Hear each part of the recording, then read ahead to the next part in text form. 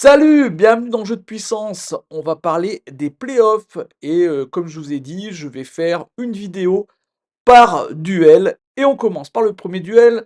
Celui qu'on verra le premier à la télévision, c'est les Hurricanes de la Caroline qui affrontent les Islanders de New York. Le premier match, c'est samedi à 11 h, samedi 20 avril à 11 h, premier match de la série. Et c'est, un duel qui est très, très déséquilibré, il faut le dire. D'après, The Athletics, il y a 80 de chances que, les Hurricanes, s'imposent d'après les statisticiens, de ce journal. On va revenir sur, leur qualification. Les Hurricanes qui ont la deuxième place de cette division métropolitaine, les Islanders qui se sont battus jusqu'à la fin pour récupérer cette troisième place. Et tout cela, c'est un peu grâce à Patrick Roy, parce que le changement d'entraîneur a fait beaucoup de bien, parce que avant le changement d'entraîneur, eh ben, il n'y avait pas grand-chose. Défensivement, c'était vraiment catastrophique. Les Hurricanes ont eu un peu plus de mal que ce que je pensais, mais ont réussi quand même à récupérer cette deuxième place assez facilement. Ils n'ont pas réussi à récupérer la première place de la division, métropolitaine parce qu'il y avait une équipe des Rangers de New York qui était vraiment très, très forte devant. Il n'empêche que les Hurricanes restent cette équipe très, très forte, très, très, profonde avec énormément, de joueurs très intéressants en attaque, un forecheck très, très fort, en attaque. Attention, les Islanders, c'est un peu leur style de jeu aussi, surtout depuis que Patrick Roy, est arrivé, aux manettes. Il faut dire que, la défense n'était vraiment pas très, très bonne et depuis que Patrick Roy est là, la défense s'est vraiment beaucoup resserrée et c'est ça qui a permis aux Islanders d'aller se qualifier.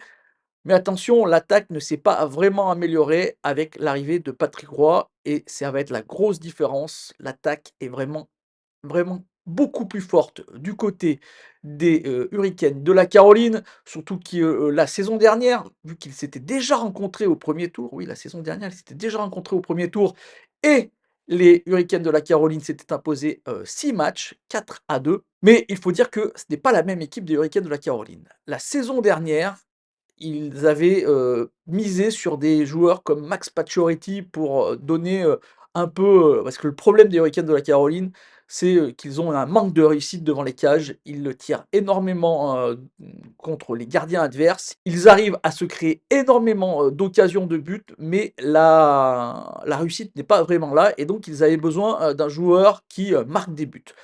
Ils avaient choisi Max Pacioretty. Malheureusement, il s'est blessé, juste avant, les playoffs. En plus, Andrei Shevchenko, lui aussi s'est blessé, juste avant les playoffs. Donc vraiment, ils avaient perdu, ce potentiel offensif. Teuvo Teravainen, lui aussi, a été blessé pendant les playoffs. Donc vous voyez, ça a été un peu, compliqué pour les Hurricanes de la Caroline, mais ce n'est pas du tout le cas cette saison.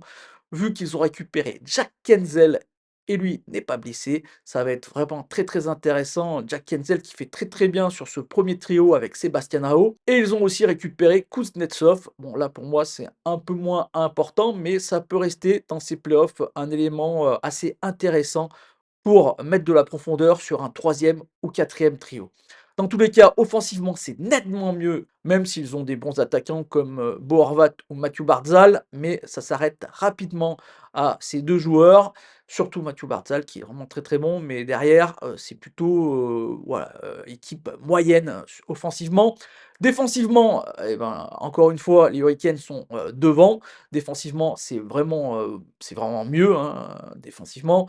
Même si ça reste une bonne équipe, en défense, parce que Barry Trotz, qui était l'ancien entraîneur des Islanders et qui avait mis une sorte de vision défensive qui avait très, très bien marché et que Patrick Roy a récupéré, ça reste quand même, moins bon que les Hurricanes de la Caroline.